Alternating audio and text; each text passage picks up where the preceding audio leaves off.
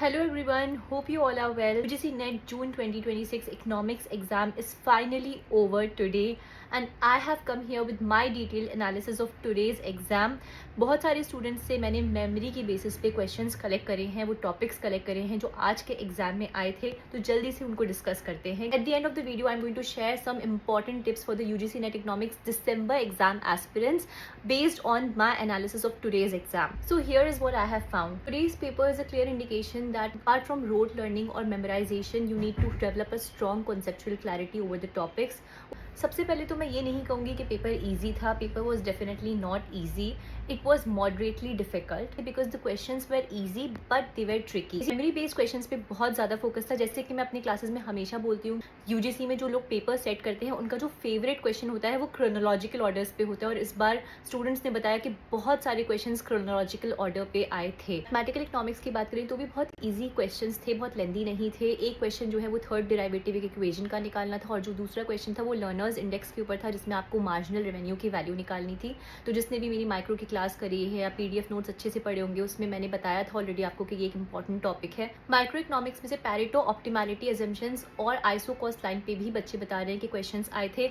जिन बच्चों ने मेरा revision crash course micro economics and macro economics का किया था, और उसमें जो हमने लास्ट क्लास पीवाईक्यू डिस्कशन पे स्पेसिफिक फोकस जो micro economics and macro economics के क्वेश्चंस प्रीवियस ईयर्स में आ चुके हैं यूजीसी नेट के, उस पर हमने पूरा डिस्कशन किया था. वो मैराथन सेशन मैंने यूट्यूब पे भी अपने चैनल पे अपलोड किया था, तो उसमें मैंने बहुत अच्छे से एक्सप्लेन किया था पैरेटो ऑप्टिमैलिटी पे एक पूरा क्वेश्चन. तो इससे भी क्वेश्चन बन के आया था और ये बहुत ऑब्वियस था. ये ISLM, iso cost, iso quant, Pareto optimality, ये ऐसे टॉपिक्स हैं जो हमेशा यूजीसी नेट इकोनॉमिक्स एग्जाम में इंपॉर्टेंस होल्ड करते हैं, और ये मैंने अपनी लिस्ट ऑफ इंपॉर्टेंट टॉपिक्स में भी आप लोगों से शेयर किया था कि इस पे क्वेश्चंस बन के आ सकते हैं. इसी तरीके से दो important subjects UGC NET economics exam में हमेशा रहते हैं, international trade and economic growth, उससे भी क्वेश्चन आए थे. इंटरनेशनल ट्रेड से अगेन क्रोनोलॉजी वाला क्वेश्चन था, ट्रेड थ्योरीज के ऊपर. पैराग्राफ बेस्ड क्वेश्चन IMF के ऊपर आया था. इकोनॉमिक ग्रोथ से भी ग्रोथ थ्योरीज को पूछा गया था. हमेशा की तरह पिछले दो इकोनॉमिक्स के एग्जाम्स में भी इकोनॉमिक ग्रोथ से रिलेटेड बहुत सारे क्वेश्चंस बन के आ रहे हैं. So you should know that economic growth and international trade both are extremely important. उस पर कमांड होना बहुत इंपॉर्टेंट है. मैक्रो इकोनॉमिक्स की अगर बात करें तो एक क्वेश्चन क्रोनोलॉजिकल ही था जिसमें इकोनॉमिक्स का पूछा था कि क्लासिकल इकोनॉमिक्स से लेके आगे मॉडर्न इकोनॉमिक्स तक हम कौन से इकोनॉमिक्स के क्या क्या बुक कॉन्ट्रीब्यूशंस थे. ये ऑलरेडी मैं इसकी बहुत इंपॉर्टेंट PDF आप लोगों के साथ शेयर कर चुकी हूँ. उसके अलावा एक क्वेश्चन रैटचेट इफेक्ट पे आया था. मैंने कुछ वीक्स पहले ही सारी कंजम्पशन थ्योरीज पे मैंने एक रील और एक long detailed YouTube video upload किया था, जिसमें मैंने सारी कंजम्पशन थ्योरीज को बहुत डिटेल में पढ़ाया था, जिसमें मैंने रैटचेट इफेक्ट पे स्पेसिफिकली फोकस किया था और आप लोगों को बहुत ईजी एग्जांपल्स के साथ एक्सप्लेन किया था. मैक्रो इकोनॉमिक्स का एक जो बहुत ही इंपॉर्टेंट टॉपिक मैंने अपनी क्लास में भी बहुत ज़्यादा डिटेल में पढ़ाया है, ISLM कर्व पे भी क्वेश्चन आए थे. इन इकोनॉमी की अगर बात करें तो उसमें भी क्रोनोलॉजी वाले क्वेश्चन ज़्यादा पूछे गए थे. एक क्वेश्चन ऑर्डर वाइज योजना का था जो गवर्नमेंट स्कीम्स हैं उसके ऊपर था. एक क्वेश्चन जो स्टूडेंट्स ने बताया वो फाइनेंस कमीशन के चेयरपर्सन के ऊपर था.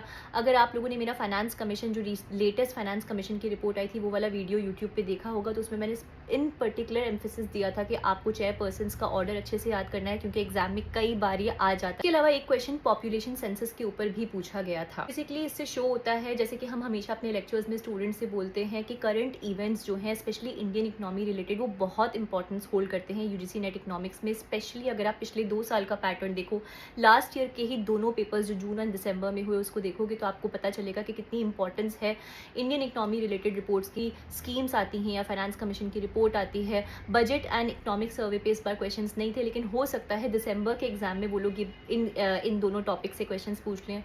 तो लेकिन इस टाइप की चीज़ें बहुत इंपॉर्टेंस होल्ड करती हैं. माइक्रो इकोनॉमिक्स की अगर बात करें तो स्टूडेंट्स ने बताया कि कॉर्नॉट एंड बर्ट्रैंड ड्यूपॉली मॉडल से क्वेश्चंस आए थे.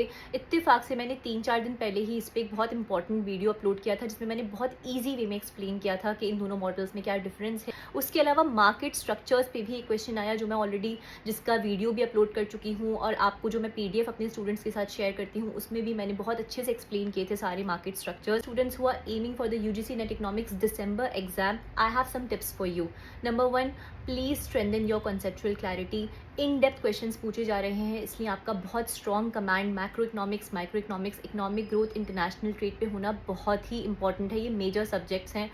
उसके अलावा don't take Indian economy lightly. Indian economy specifically जो रीसेंट रिपोर्ट्स आ रही हैं, जो करंट अफेयर्स रिलेटेड चीज़ें हो रही हैं, वो बहुत इंपॉर्टेंट है। उससे एटलीस्ट 5-6 क्वेश्चंस पूछे जा रहे हैं, तो इसलिए आपको अवेयर होना है और आप बहुत सारी इन्फॉर्मेशन इंटरनेट पे अवेलेबल है, उसके थ्रू आप इन चीज़ों को लर्न कर सकते हैं ईजिली। उसके अलावा don't take PYQs lightly, as I always say to my students in all my lectures.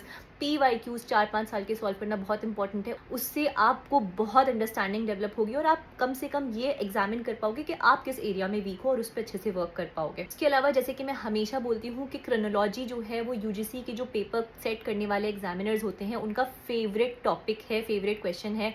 इसलिए अब बेटा जब भी पढ़ो तो जो इवेंट्स हैं, इकोनॉमिक इवेंट्स हैं, उनको क्रोनोलॉजिकल वे में भी याद करो।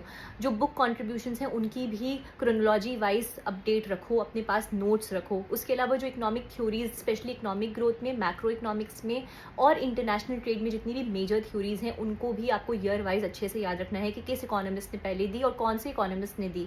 इस तरीके की इन डेप्थ स्टडी अगर आप करते हो तो आपके लिए बहुत ईजी होगा JRF तक पहुंचना। अगर आप लोग UGC नेट इकोनॉमिक्स दिसंबर एग्जाम की तैयारी कर रहे हैं, आप लोग हमारी कोचिंग को ज्वाइन कर सकते हैं। हम लोग बहुत सारे ऑनलाइन कोर्सेज प्रोवाइड कर रहे हैं, जिसमें से कंप्लीट सिलेबस कवरेज पे नेट एग्जाम के लिए एक कोर्स है। उसके अलावा सब्जेक्ट स्पेसिफिक कोर्सेज भी हमने लॉन्च कर रखे हैं। अगर आपको लगता है कि आप किसी स्पेसिफिक सब्जेक्ट में वीक हैं तो आप उसको भी ज्वाइन कर सकते हैं।